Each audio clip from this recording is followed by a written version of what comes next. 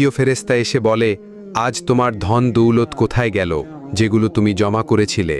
যখন জানাজা ওঠানো হয় তখন তৃতীয় ফেরেশতা এসে বলে, আজ তুমি এতটা লম্বা সফরে বের হচ্ছ যা এর আগে কখনোই বের হওনি। আজ তোমাকে এমন এক ঘরে শোয়ানো হবে যেখানে নিঃশ্বাস নেওয়ার মতো জায়গা নেই। আর যখন তাকে কবরে শোয়ানো হয় তখন চতুর্থ ফেরেশতা এসে বলে, কাল পর্যন্ত তুমি জামিনের উপর চলাচল করেছ, কিন্তু আজ তুমি জামিনের নিচে শুয়ে আছো। কাল পর্যন্ত তুমি হাসছিলে, কিন্তু আজ তুমি কান্না করছো। কাল পর্যন্ত সবাই তোমার সাথে ছিল, আর আজ তুমি একা। আর যখন তাকে কবর দিয়ে সবাই চলে যায় তখন পঞ্চম ফেরেশতা এসে বলে, তোমার সব আপনজন তোমাকে ছেড়ে চলে যাচ্ছে। যদি তারা থেকেও যেত তাহলেও তোমার কোনো সুবিধা হতো না। আজকে তুমি জান্নাতের সুসংবাদ পাবে, নয়তো জাহান্নামের।